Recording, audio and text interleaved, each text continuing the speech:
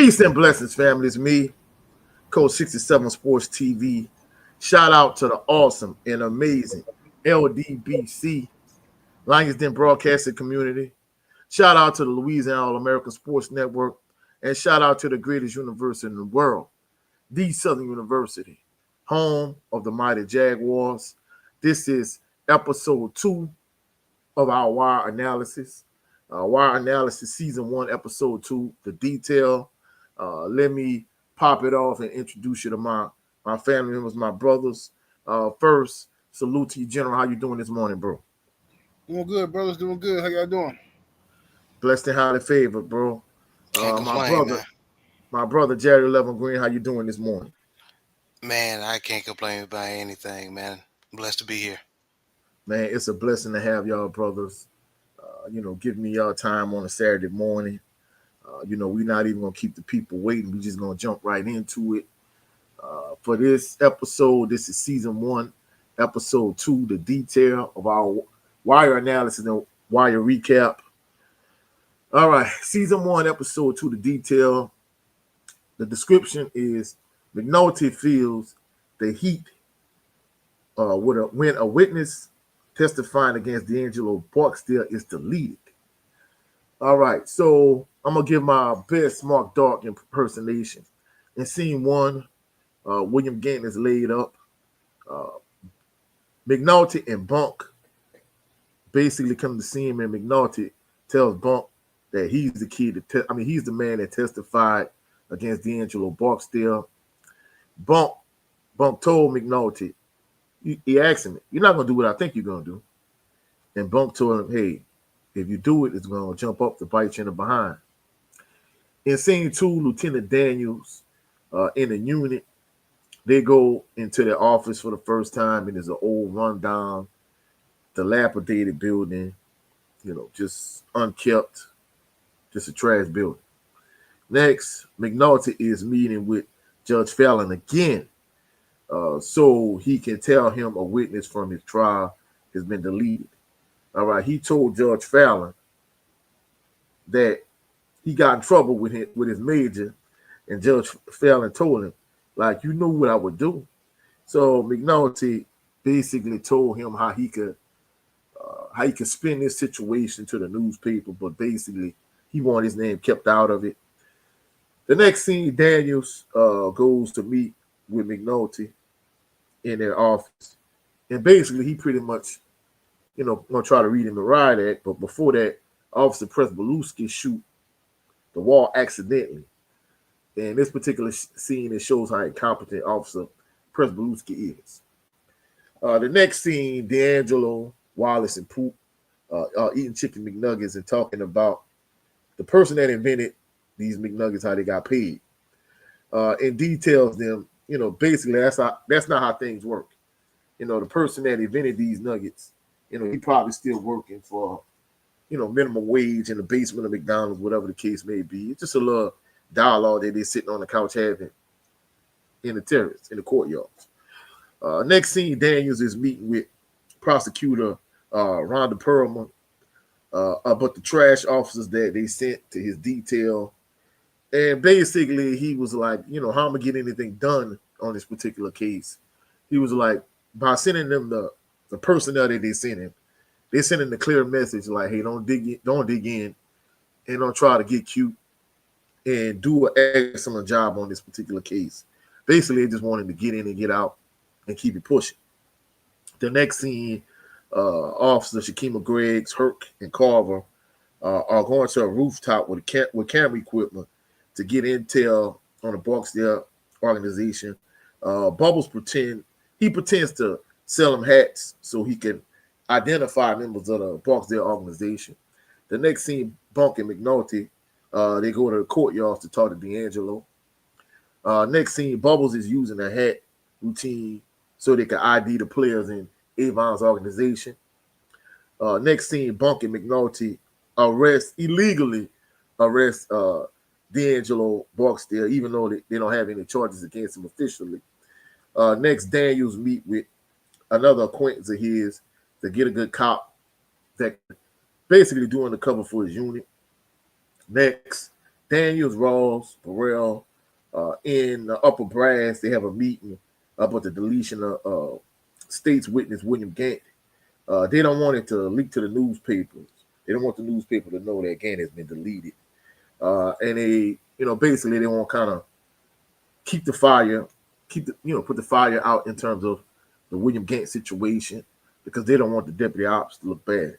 Next, Daniels, he pretty much tells McNulty off and he tells him about the chain of command and how we do things and how we're going to do things in this unit, so on and so forth. And McNulty and Bunk, basically, they go to have a meeting with D'Angelo Barksdale and they're going to interrogate him and they're basically going to do this good cop, bad cop routine. Next, they legally hold him for over 2 hours in a unit. And basically, they lay a guilt trip on D'Angelo. They make him feel guilty about the deletion of William Gant. And they convince him to write a letter to William Gant's kids, even though William Gant doesn't have kids. And eventually, Levy comes in and he tells D'Angelo, hey, you don't write nothing, you don't say nothing, keep your mouth shut. And as they walking out, he slapped D'Angelo upside the back of the head. Next, Daniels has a unit meeting to pretty much lay the groundwork and a foundation for their particular unit. Next, Daniels, McNulty, and Kima, they go over D'Angelo's letter that he wrote to William Gant's kids, even though William Gant doesn't have kids. In all actuality, it was a picture of Bunk's kids, but that's another story. Next scene, Avon has a welcome home party for D'Angelo, and Avon pulls D to the side. Next, Kima and Bubbles, they go through pictures of, members of the members of the Barksdale organization. They ID Weebay and Little Man. Bubbles tells McNulty what happened with Johnny, how basically they beat him down over a couple dollars. Next scene, Avon asks D, why was he writing a letter to William Gant's kids? To a certain degree, D'Angelo is respectfully questioning certain things. And basically Avon checked him hey, do you know what happened? And he was like, no. He was like, well, if you don't know nothing, just shut up, keep your mouth shut.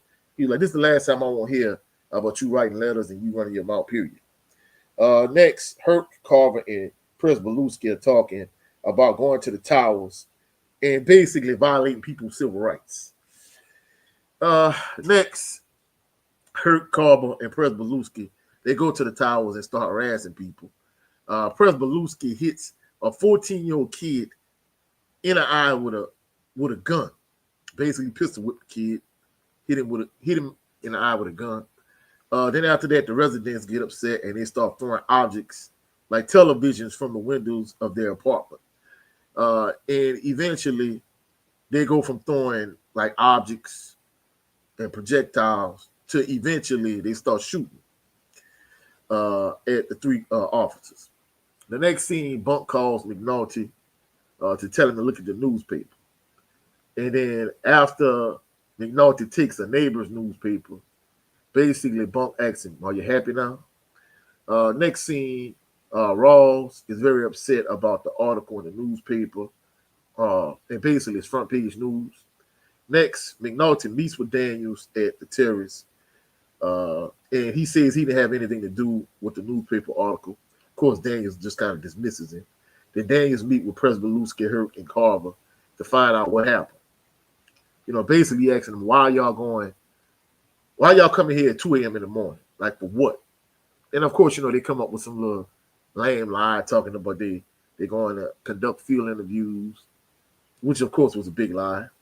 Then he tells them, how stupid what they did was that they lost a lot of, valuable equipment. They didn't gain any new intel, and basically it was pointless. So basically he give them a story that's going to help cover their behinds when Internal Affairs comes to investigate them. So, they were clearly in the wrong, but he helping them cover up the mess.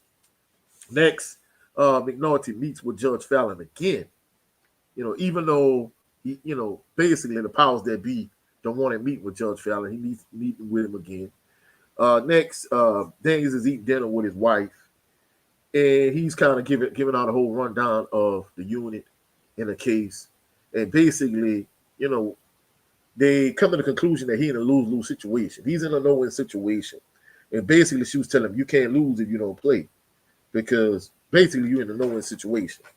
So she pretty much breaks that down to him, and that was kind of like the first time I heard that particular analogy in terms of, hey, you can't lose if you don't play, and that's one thing the Wire does. It pretty much has like a quote at the beginning of each episode of the Wire, and in each episode they have a quote, and his wife's quote was the main quote for this particular scene. Like, hey, you can't lose if you don't win. Then in the next scene, hold on 1 second, fellas.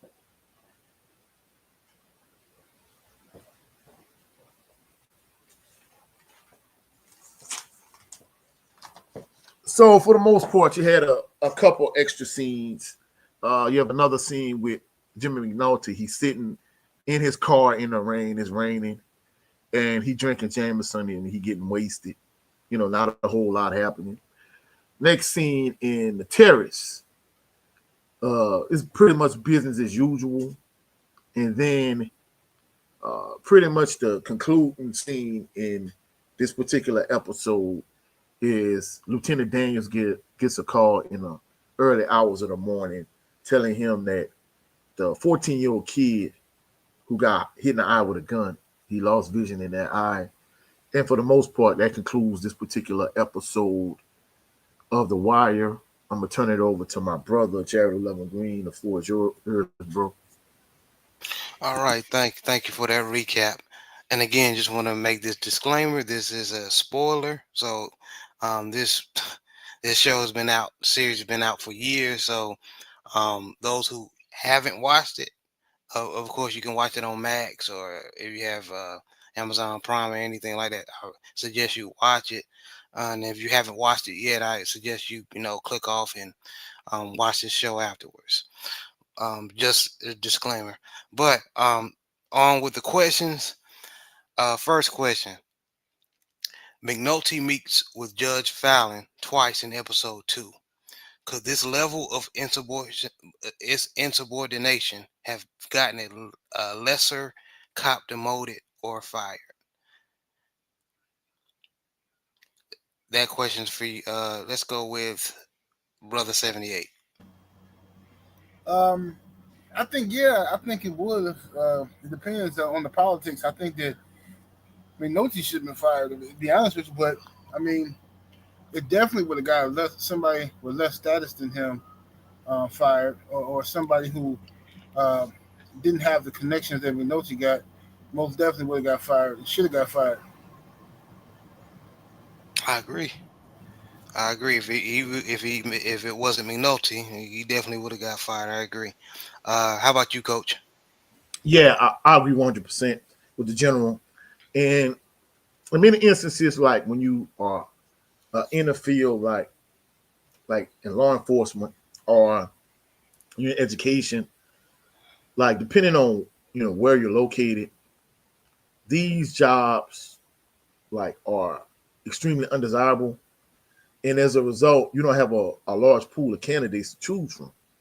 So that's why when you have jobs that are extremely stressful, like being a police officer, like being a teacher, especially depending on what school district you're in, even especially being a bus driver, like there's a shortage of teachers, shortage of bus drivers, shortage of police officers, and in many instances, depending on where you are, if there's a shortage of workers in that particular field, then at the end of the day, like you really can't afford to get rid of those people in those positions because you don't have somebody readily available to replace them.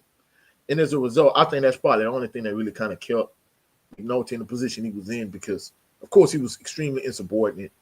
You can't constantly disregard the chain of command. I don't care what field you're in.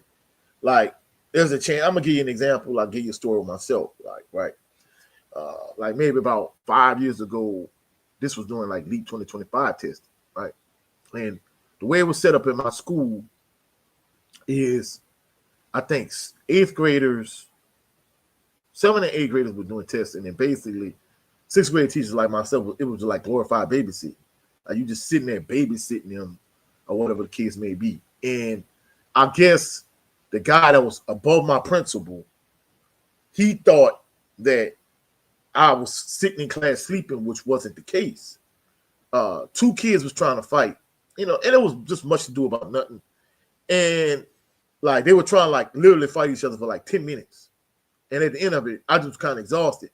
So I was sitting in the like the computer chair, but my back was to the door. So he assumed I was just sitting there sleeping, which I wasn't. So he didn't.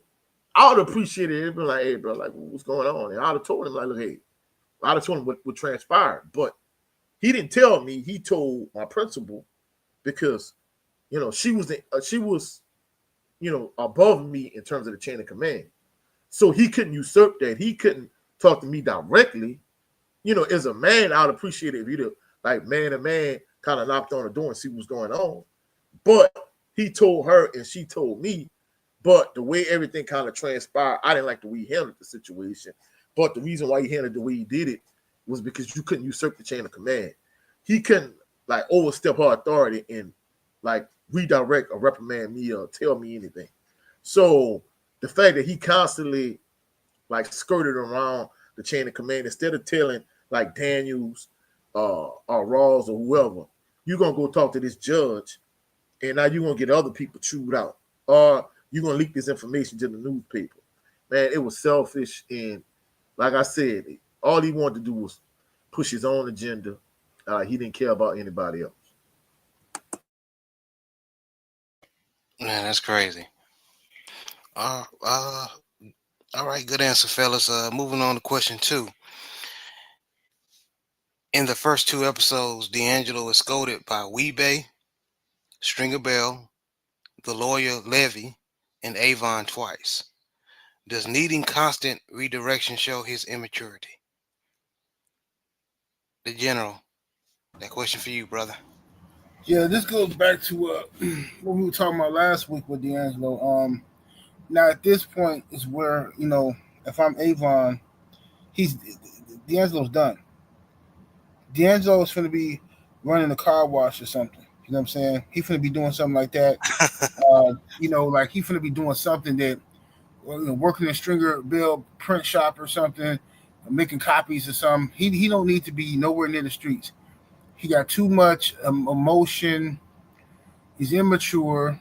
He don't understand or respect the rules of the game that he playing. And, this ain't the place to be no sweetheart. It just ain't. Like, I mean, if you're going to be doing this, then it comes with a certain amount of, it has to come with a certain amount of violence or not giving an F attitude. You're going to have to do what he's doing, okay, to be good at what he's doing. Because if you got a conscience, it's going to be very hard to go to sleep at night or like, it's no reason for, first of all, he didn't even have to go nowhere with the cops. He didn't have to go. He wasn't under arrest, to my knowledge. He didn't have to go nowhere. But then when you get in the interrogation room and they showing you pictures and all this, he should say, "Look, man, I'm here to see. I'm going to talk to my lawyer. I got nothing to say to y'all." End of discussion. But the problem with a lot of these knuckleheads is they get down there and they start trying to think they can outsmart the police. Well, I'm going to send them in this direction, send them in that direction. No, you're not. You're not going to outsmart the cop. They go to school to learn how to trip you up, ask you questions, get you on the record saying one thing just so they can use it against you 5 minutes later. Like, you can't. You're not that smart. Most people are not smart enough to outsmart the police. So it's best just to be quiet. Everybody's told when you're in that world, don't say nothing.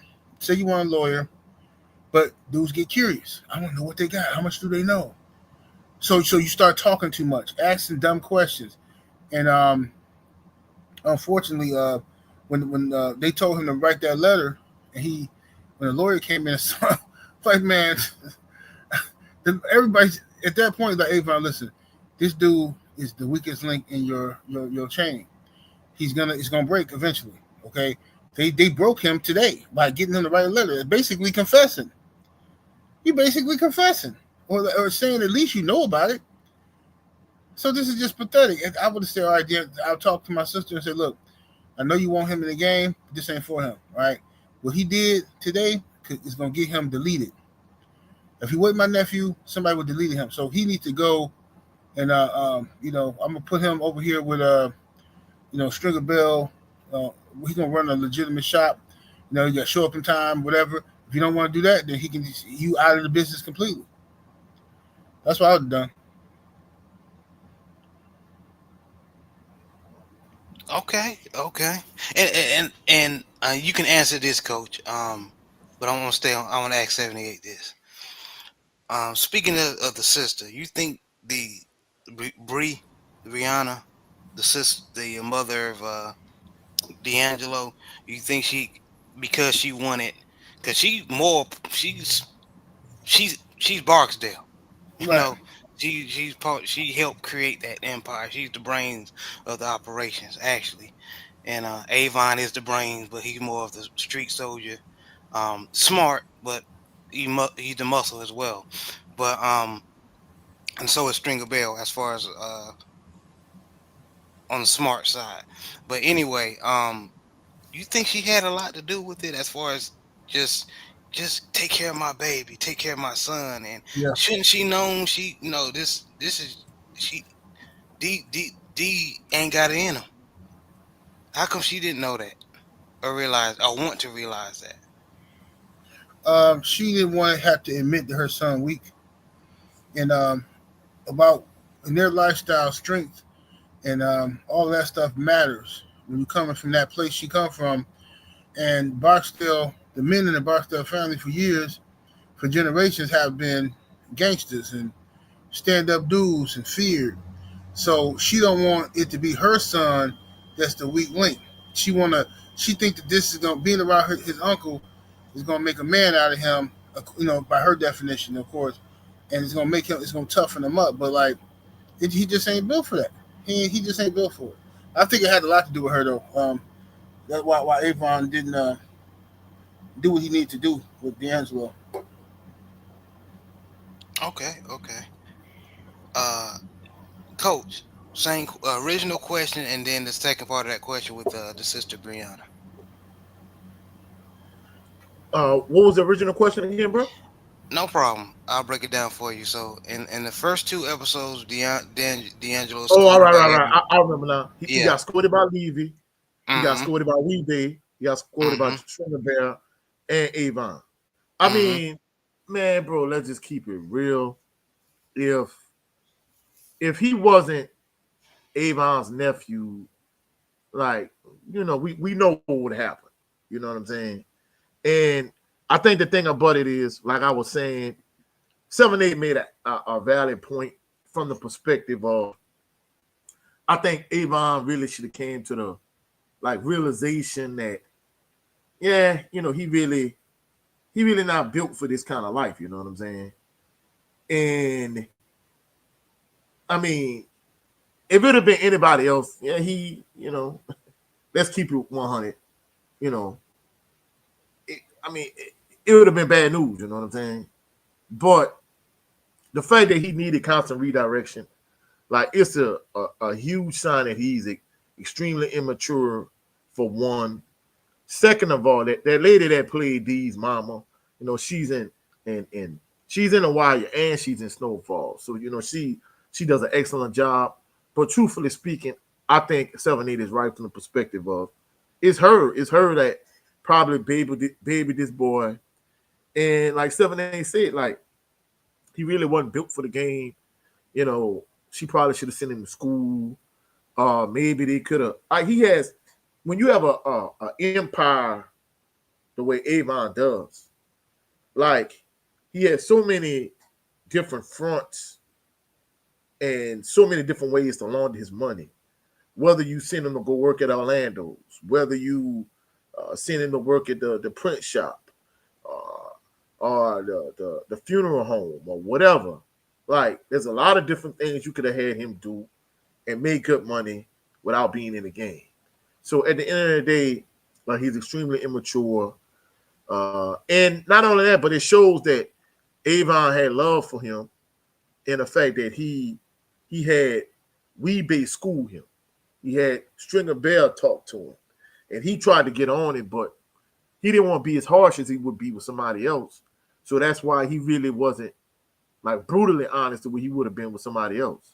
So at the end of the day, like he was extremely immature in the fact that they constantly need to redirect him and tell him what he should and shouldn't do. That goes to show he's extremely immature. Okay, great answer, fellas. Great answer. All right, moving to question 3. After the letter of William Gant's children to William Gant's children, which was fake, they made up. Should Avon finally realize that D or D'Angelo wasn't built for the drug game? Which I believe we did kind of touch on it, but we're gonna introduce it again. General, you first. Yeah, you said should Avon have known? Yes, he definitely should have. He should have not been dealing with him at that point. You know what I mean? Or just yeah, it's pathetic. Like, D'Angelo just pathetic at this point, man. Like I was getting mad at him. And I'm just like, dude, why are you a drug dealer? Why? Why are you here? Why are you like? I don't understand. You got so much. Just go do something else, man. Do something else with your life. You're still young enough. You want to go back to school. You want to do something. Go do that. Tackle on something else. Why is you trying to play gangster knowing you ain't built for it? Just a crybaby dude, man. Just get D'Angelo out of there, man.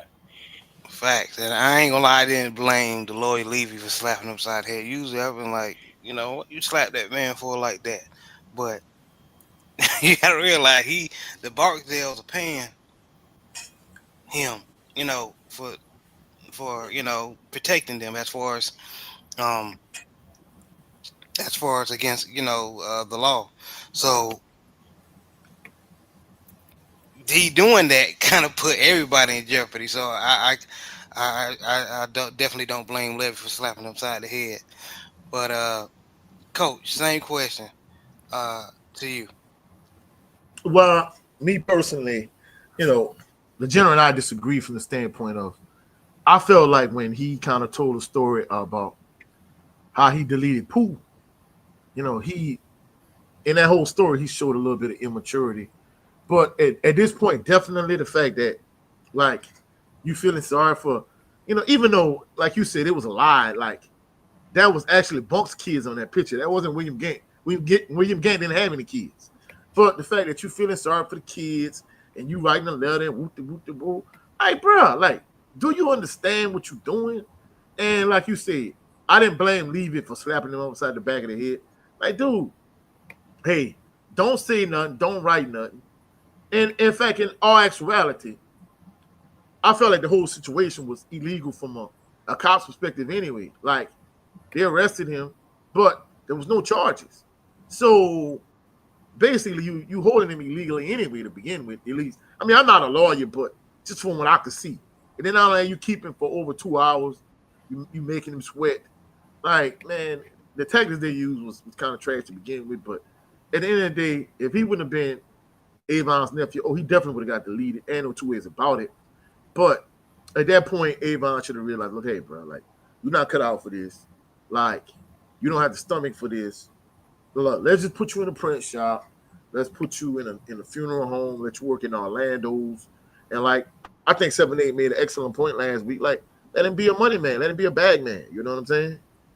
I mean, anytime they used Donnell Rollins from the Dave Chappelle show to be a bad guy and bring money to Clay Dave, say, D'Angelo could have did the same thing, All right, good point. Okay. So, question number 4. So, it's kind of speaks for itself, but it's a good question still. It said, if D'Angelo wasn't Avon's nephew, would questioning Avon and writing the letter to William Gant's children got him deleted? General, you first. He said if he wasn't his nephew, with writing that letterhead. Yeah, all of the above. Yeah. Everything we just said it applies to that, especially that. He definitely got deleted. Because that's my thing. Like, yeah, he was acting soft before, but I didn't see dudes in the streets do stupid stuff and come out of that. Um, I think that when he started when somebody gotta keep talking to him about stuff, now okay, he ain't built for this. And now if you had any doubt that he wasn't built for that he maybe I'm being too hard on maybe this, maybe that. When you saw a man write the letter right then and there, I'm sorry, he should have been deleted. Because he basically finna bring down the whole empire. At that moment right there. At that point, he should have been, you know what I'm saying, he got scolded, act like it's all good, and we walking into one of the little corner stores to get something to eat, and somebody just pop out of nowhere with a weapon and accidents happen. Sorry, Brianna, somebody robbed us. It must have been a crackhead. Oh snap! Yeah, well.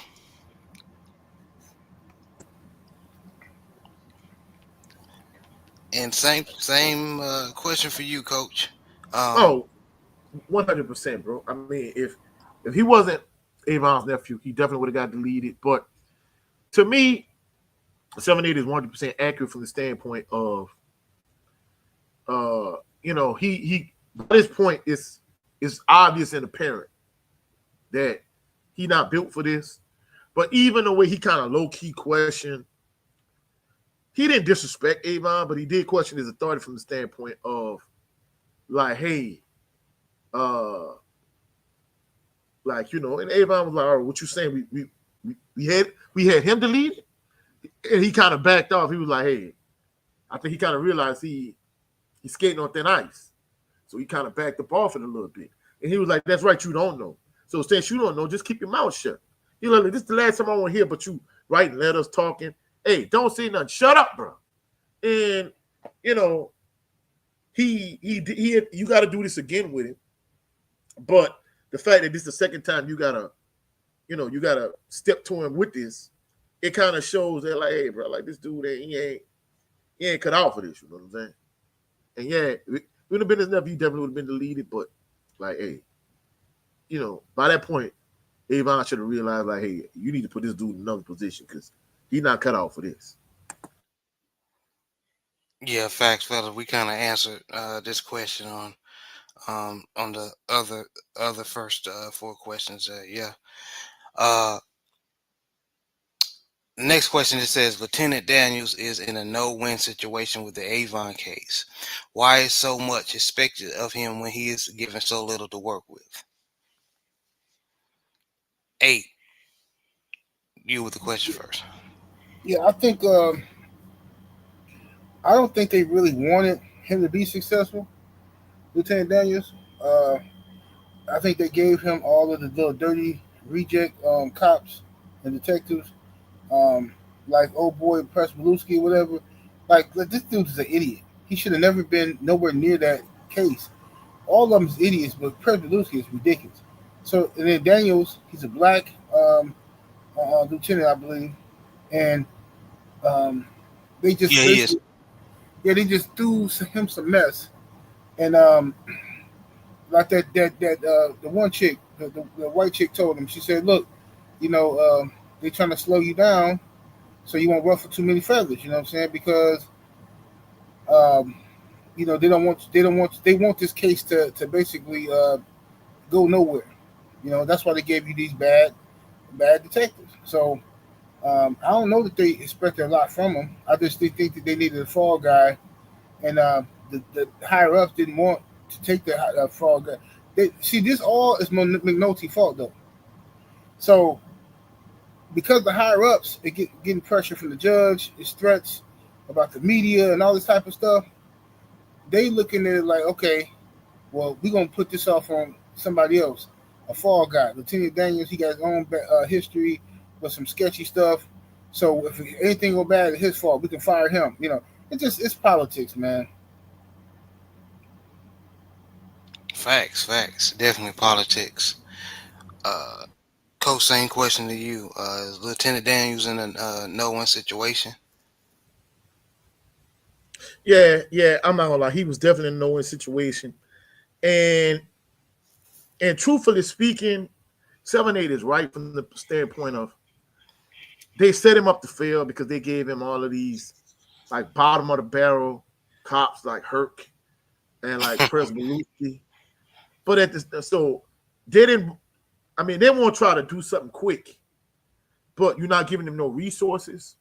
You're not giving them any quality police officers, and he fervently believes in the chain of command.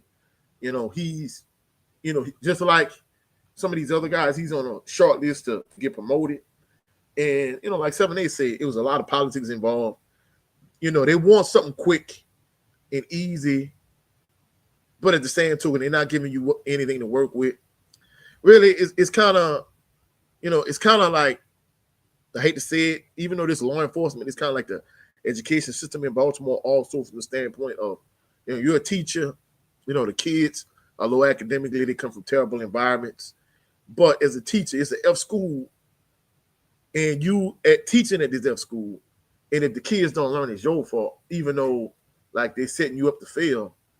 It's kind of like literally the same situation. And in all actuality, when you look at somebody like a Presbeluski, like he's the law enforcement side of Avon. I'm not Avon. I'm sorry, D'Angelo. D'Angelo is morally conflicted. He really don't have the stomach to be in the game. But somebody like Presbeluski, like he really don't want to be in law enforcement. But his father-in-law is a cop, and every time you screw up, you got somebody, taking your back. So, it's, but Daniels was definitely in a no-win situation. The way they had it set up, like he really wasn't gonna get too far. So he had to push hard enough to get something, but they didn't want him to dig in. They didn't want him to succeed, but they didn't want him to fail.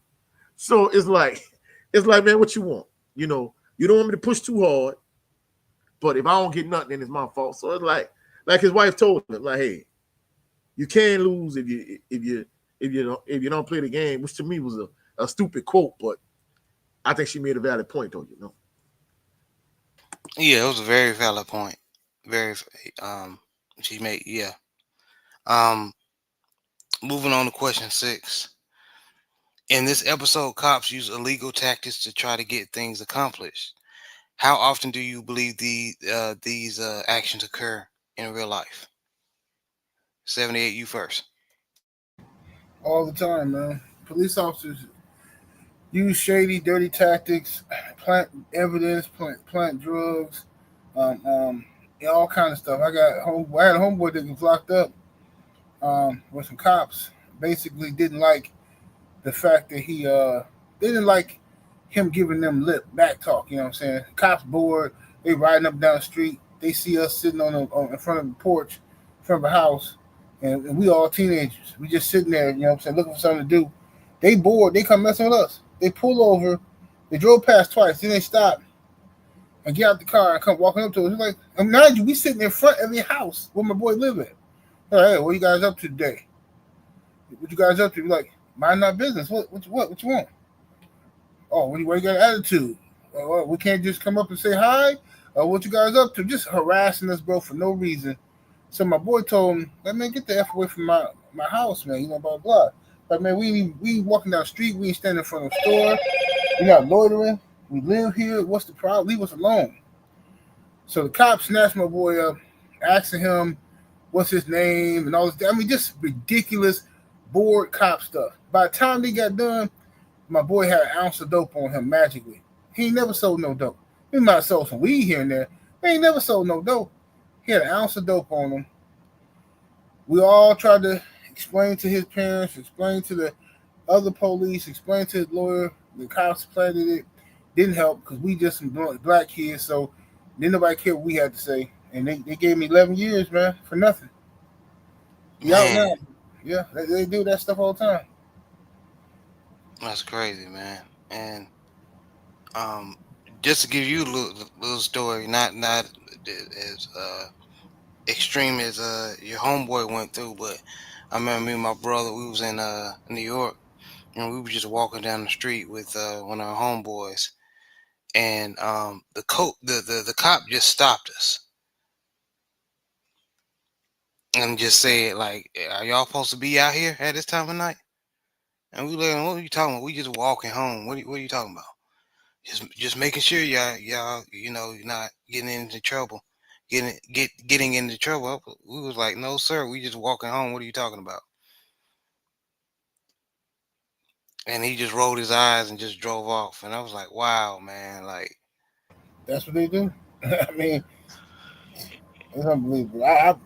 But the day my was it my youngest daughter? I think it's the day my youngest daughter was born. Um, I stepped outside the hospital, go smoke a cigarette, and I'm like, man, I got no more cigarettes. So I went um, across the street. It was like this liquor store across the street, or some convenience store, corner store across the street from the hospital. So I crossed the street. I grabbed me a pack of cigarettes. I'm talking on the phone, smoking the square. I'm happy, you know what I'm saying? I'm just, calling everybody, calling my mama. Everything went good and all that kind of stuff, right? And as I get back across the street, now I'm on the same side of the street as the hospital, but I'm not in front of the hospital just yet. So as I'm walking, cop pull up, black cop too. All right, black cop pull up. He got a little white partner with him. He pull up. He say, "How's it going, man?" I said, "I'm all right." He said, "Do I know you?" I said, "No, me." I said, "No, I don't think so." So he was like, "Who you talking to?" I said, "What you mean?" I said, "I'm on the phone." He's like, "Who you talking to?" I said, "What?" I said, "I'm talking to my guy. What's this about?" I said, "Man, I think I know you from somewhere. Stop right there for a minute." I'm like, "Oh my god!" I tell whoever I was talking to, I said, "Hey, man, you won't believe the police just stopped me, bro. For no, I'm just nothing." So he's like, "Oh, let me see your ID. Let me see your ID. I think I know you, man." I show my ID. I ain't had to do none of this, but at the same time, I ain't finna have this dude mess up my day with my daughter. So show my ID. He's like, "Okay, yeah, that you ain't who I'm looking for. But I'm still gonna run your name. Still gonna run your name. See if you got any warrants." Well, I said, man, I just think in my head the whole time, like, man, I swear, man, like, there's no rest, bro. Like whenever you feeling good, whenever you feeling at peace, like the devil just come and just looking to knock you off your high horse, knock you off your pedestal, man, man, all the time, bro. I was just disgusted, but I got plenty of stories like that with police, man. it's crazy, man, crazy." Um, but coach, you have first of all, to answer the question about the show, do you have any stories? Yeah, I mean, I could give you a couple stories. I give you this one in particular, right? Kind of similar to your story. One night we were going to church. Myself, my mom, and her friend. It was her friend's brother is, is like an apostle, right? So we were going to see him preach one night. It's on Friday night, and we were getting ready to get on I-10 to go to Baton Rouge. Well, I live in Baton, so come to Baton Rouge. But I was living with mom at the time, so we got on the interstate, and bro, the interstate was like backed up, super stupid crazy, right? So I'm so people literally are backing off the on ramp to the interstate, like they backing off it. Of course, all of them white. I back up to a certain point, and then I'm like, I just stop because I say something don't feel right. And sure enough, like I was just sitting there. This white state trooper, he came up. Now he didn't see me back up, right? And he come up there. Hey, why you backing off? I'm like, I'm just sitting here, you know what I'm saying? And he being argumentative, like he trying to pick at me for no reason, just to kind of, I guess, get me stirred up. But I'm not really like a rah-rah kind of guy. I'm kind of like laid back. I mean, I can be, but for the most part, I'm laid back, you know what I'm saying?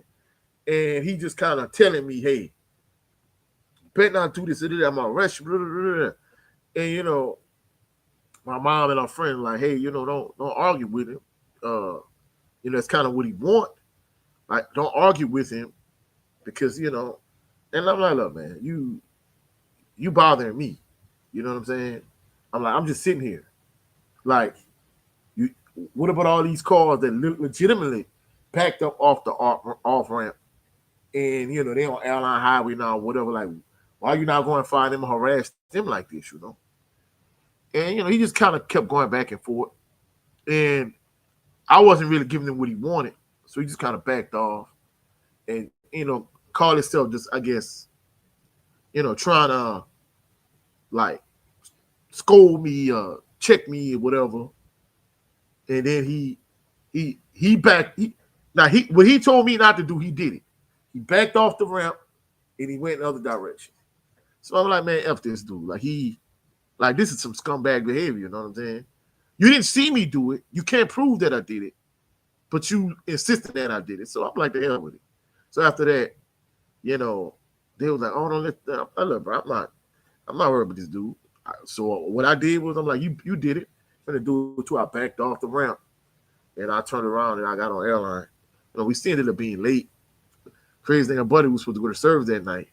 Traffic was so bad everywhere. We ended up, as they were giving the benediction, we walked through the door, But of course, my mama friend, she was a person to be late all the time anyway. But that's an example of just police just harassing black people. And I'll give you other stories. But, police use those type of illegal tactics all the time. And the thing that get me is, like, you're not allowed to lie, on trial or on the stand, or even lie to the cops. But they lie to you all the time, and it's perfectly fine. So these cops use these dirty tactics all the time. Even in this show, they might have limited resources, but some of the techniques they use and the tactics they use, I really don't agree with. Okay, and here's a second part to that. The other question of the previous question. Herc believes police brutality in intimidating the residents of the terrace will help them accomplish their goal. Why do you think that he believes this? What percentage of the law enforcement do you believe has his same mindset? Herc believes what again? Say again, bro. Basically, he believes that, like, harassing, for example, the people in the terrace, when him, Herc, and the others and Prespaluski went down to the terrace, and Prespaluski blacked that kid's eye, made him go blind in one eye, stuff like that. So the question was basically, in real life, what percentage of law enforcement do you believe has that same mindset? I'd say 80%, man. 75, 80% of them, I think like that. Like, they get frustrated. First of all, they become cops for the wrong reasons. Then they frustrated and they angry. They take their anger out on everybody else. There's a high percentage of police officers that are involved in domestic violence and stuff. They take their job home and take it out on their girlfriends and stuff like that. They very violent. A lot of them are very violent, angry, and they feel like the good guys versus the bad guys. They the good guys. You know what I'm saying? Cowboys and Indians. They the cowboys. So they feel like they have the right to harass you, beat you, and they justify it in their mind because they've been told they the good guys. They on the good side, the right side. You a criminal, so you have no rights, which is not true, but that's how they see the world. I say 75, 80%. I agree. I definitely agree. Same question for you, Coach. I'm not gonna lie. I think a lot of I think 7, 8. His percentage is right. I think about 75 to 80%. And guys like Herc, them believing that police brutality and intimidating like witnesses and intimidating, people that live in the terrace, like they legitimately think like this helps them solve cases or whatever the case may be. And just kind of speaking of police brutality, like the previous school where I was, like it was like less than a mile away from where Alton Sterling was deleted.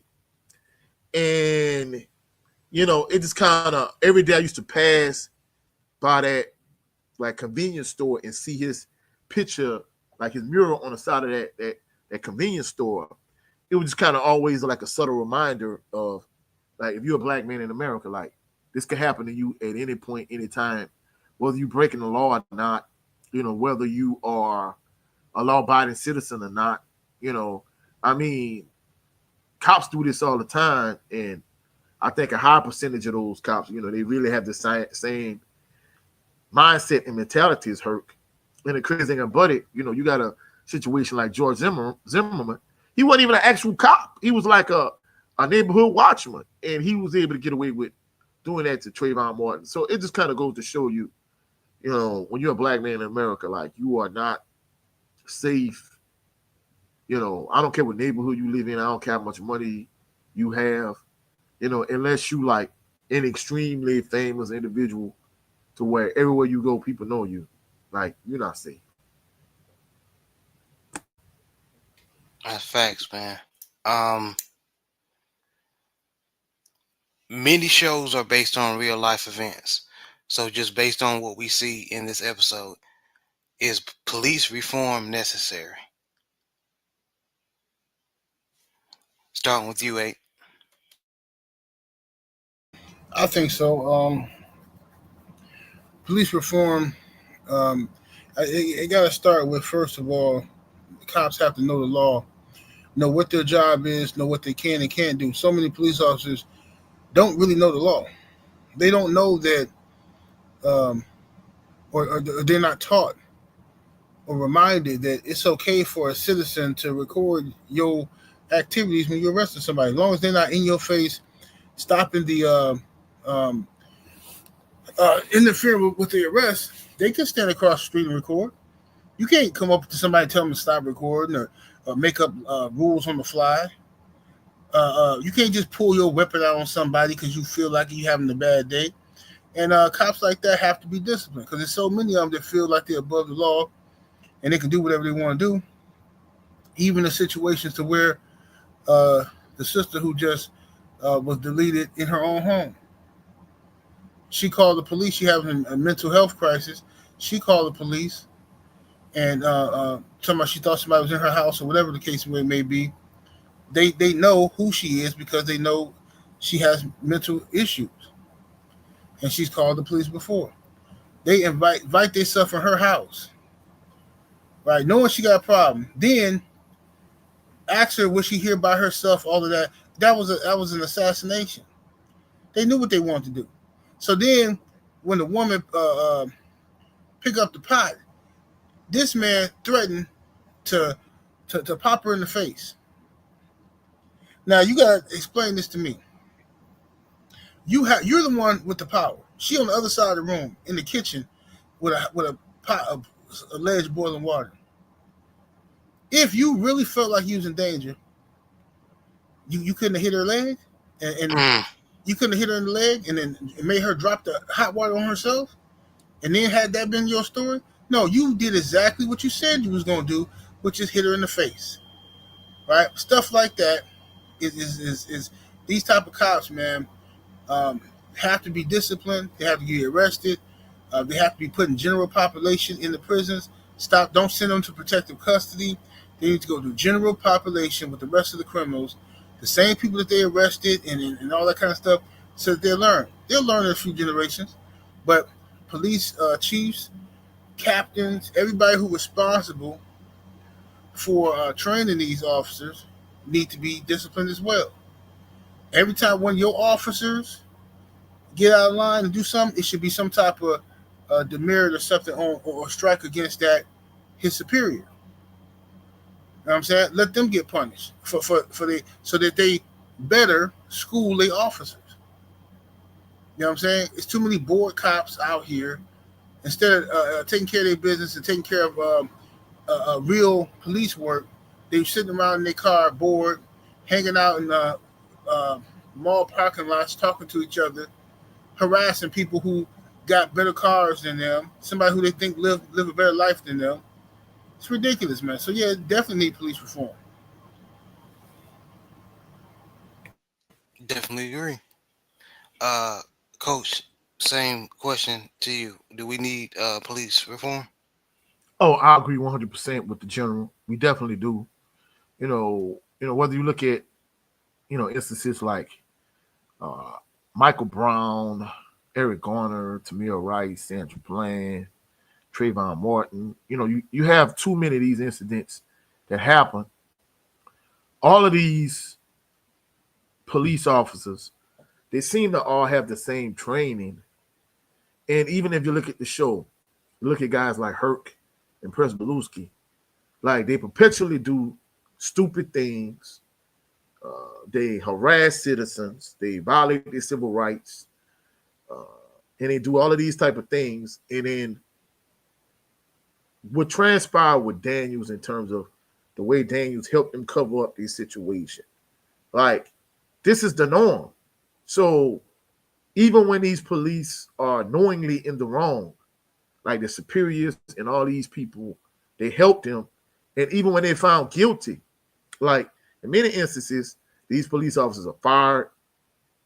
Some instances they go to another like district, or they go to another, area for law enforcement, or even if they're not allowed to be police officers anymore. Like basically they get going to early retirement, get their pension early, whatever the case may be. Like nothing really happens to them. But if you look at someone like myself who's a teacher, like they haven't understood when you become a teacher. I don't know if y'all know this, but if you are like clearly found guilty of breaking the law in some kind of way, whether you are messing with an underage young lady, whether you do something across the line with a kid in terms of physical violence or whatever, like you lose your teacher pension. But yet these cops, they do stuff all the time and they are perpetually protected by the union and this, that, and the third. So at the end of the day, like to me, there should be a greater consequence for them doing what they're doing. Like 7A said, not only should they go to prison and be put in general population, but they should lose their pension. They shouldn't get the right to go sit at home and collect a check, even though you work for it. Like, if teachers get to lose their pension, why can't cops get to lose theirs? So I think these are some of the things they need to do, because I think this show did an excellent job of highlighting things that actually go on in real everyday life. Pryzbylewski and Herc, like they might be characters on the show, but they are like real life individuals. You know what I'm saying? These type of things happen every day in real life.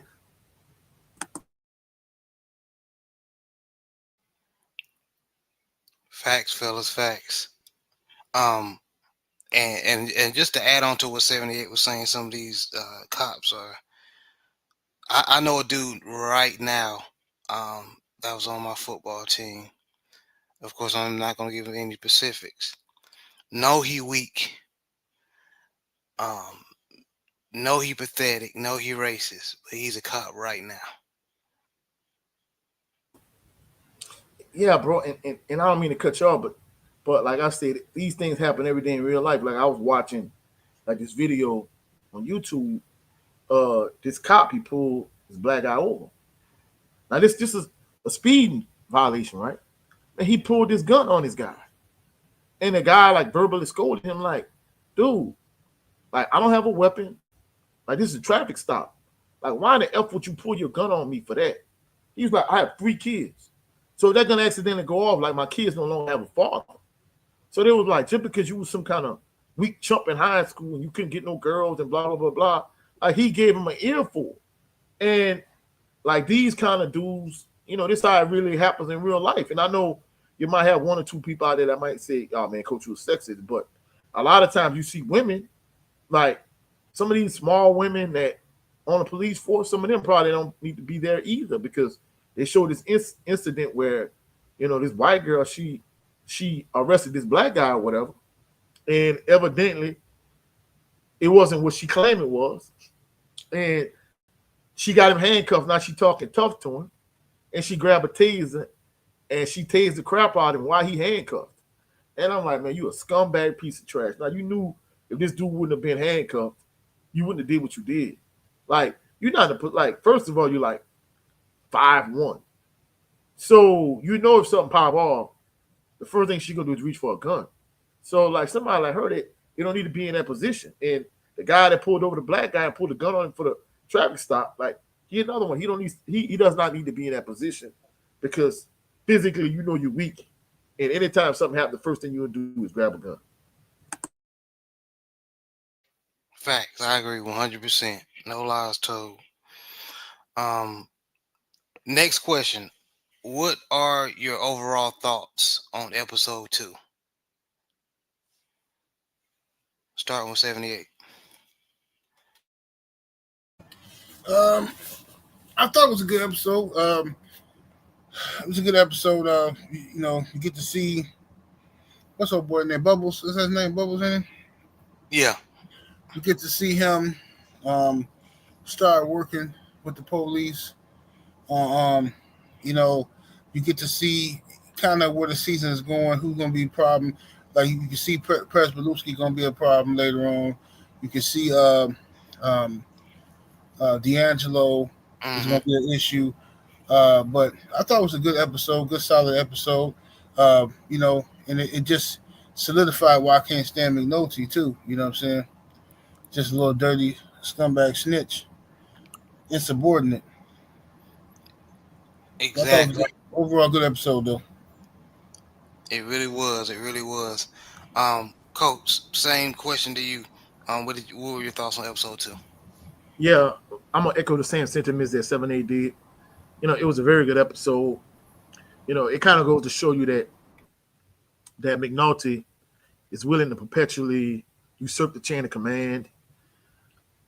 We see how Bubbles is like starting to identify the members of the Barksdale organization. We see that D is not built, cut out to be in the game. We see how Daniels is basically in a no-win situation. We see that Herc and Presbeluski are both idiots. They really not fit to be on the police force. The lack of police reform is the reason why somebody like Herc has a job. The fact that Presbeluski's father-in-law is, a high-ranking police official is the reason why he's on the force. You see that. And you just see, like, character arcs start to form, continue to form and build and develop.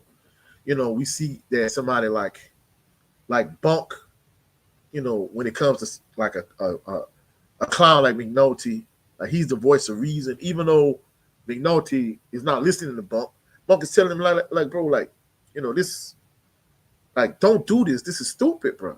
All you're gonna do is make it hot for you and make it hot for everybody else. Like, it's gonna bite you in the behind. Like, don't do it. Of course, he did it anyway.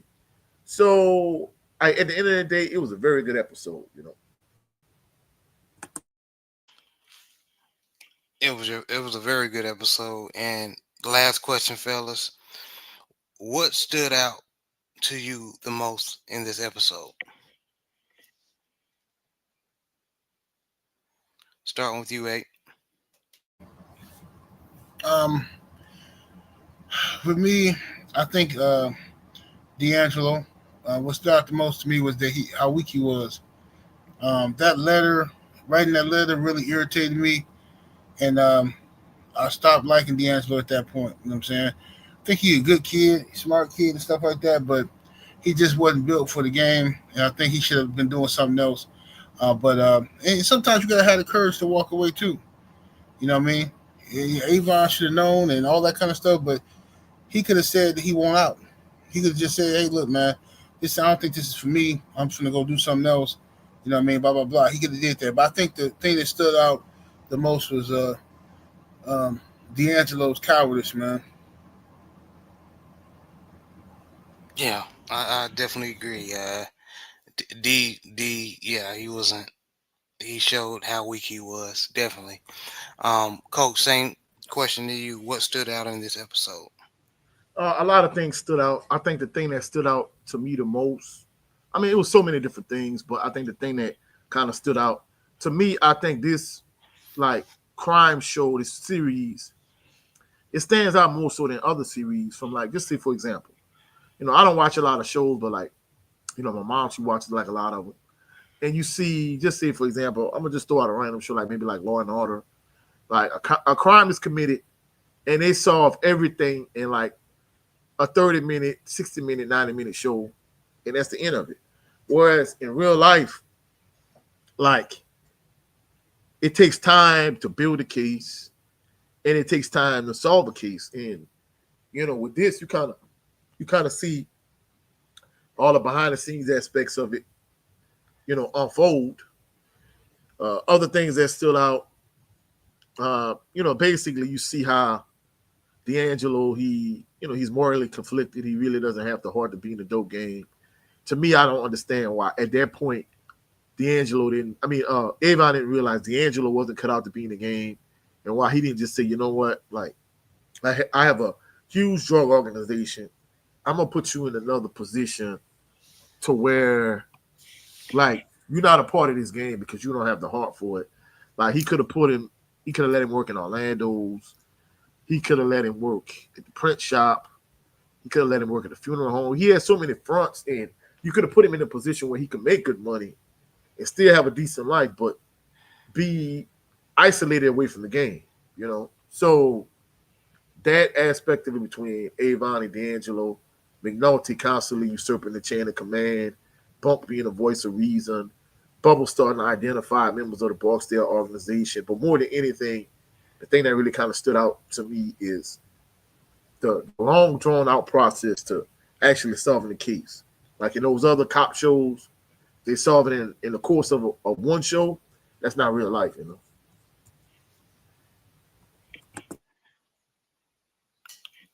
Well done, fellas. Well done. All right. That's all the questions. Coach, you want to wrap everything up? Yes, sir. Yes, sir. My brother 78 Sports TV. Tell the people where they can meet and see you. Hey, man. Y'all can catch me right here on YouTube at 78 Sports TV. You can also catch me at on patreon.com/78 Sports TV. A whole lot of good cooking over there, man. Excellent content over there. And Very be good certain content. be certain to go subscribe to his backup channel, LDBC General. Hopefully the general and I, we could do something, coming up soon so we can start to kind of push that backup channel. Yes, sir. My brother Jared 11 Green, what? Tell the people where they can meet and see you here on YouTube or wherever. I sure will. Well, first of all, I want everybody that come by here, even if you're being nosy, hit the like button, share, and subscribe. But as far as where you can see me, Jared 11 Green on YouTube. I have a show, try to have a show every Sunday called the Southern Baller Show. We talk about football, HBCU ball, any type of sports, but mainly football. Show comes on around 3:30 p.m. Central Standard Time. So I have brothers like Coach 67, brother Jay Good, Joe Town, Brent Fox, when they're available, and of course my brother JB. So yeah, come check us out. Yeah, yeah. And of course, I want to thank y'all, gentlemen. I appreciate y'all time, on this Saturday morning. And I appreciate everybody in the chat dropping through. First and foremost, my brother Big Joe Townsend. Salute to Big Joe. Big Joe. Then Anthony Bolton. I appreciate you. He definitely a huge subscriber. Always showing love and support. Always, yeah. Also, shout out to Blackfire 150. Salute. And also salute to I Am True Man. Salute to you. We appreciate you, bro. Salute, Always, brother. Always see you in 7-8 chat. We appreciate you stopping through and show some love. And we definitely appreciate our brother, Brent Fox. Y'all go Brent Fox. check out his channel. He finally over 100 subscribers. He kind of taking that long journey we've been taking. He finally over 100 subscribers. Y'all go check out our Yes, brother sir. Brent Fox. The Lieutenant Brent Fox. Go check him out on his channel. For my LDBC family, remember he does a 20x20 series. Recently he broke down Jake Paul, Mike Tyson fight, and he's a huge Pittsburgh Steelers fan. He has this show called "It's Just Me" starring Brent Fox. So man, y'all go check out my brother Brent Fox. And for all those individuals that rock with me, first of all, to all the new subscribers, I finally hit the 450 subscriber mark. I appreciate y'all, subscribing to the channel, dropping through, showing love and support. I appreciate you to the fullest, and definitely for all my day one individuals that have been rocking with me. we appreciate y'all. Later on today, I'm gonna have episode 47. Is gonna be the triumphant return of Bayou Sports Talk. So y'all come check us out later on. For all my LDBC family members, pretty soon, I'm gonna give y'all my top 10 pound for pound fighters. So y'all, if y'all have not subscribed to the channel, please subscribe. We appreciate y'all, checking out our wire analysis next week. Either we're gonna have to put the show up or we just gonna skip a week because of course next week is the granddaddy of them all, the 51st Bayou Classic. So of course I'm gonna be, live covering the Bayou Classic. But we're gonna catch y'all on the rebound. Y'all look out for the next episode of Wire Analysis. We'll catch y'all on the rebound. Y'all have a blessed, phenomenal day, blessed, phenomenal weekend. Peace and blessings. Y'all be blessed. Yes, sir. Peace, brothers. Peace.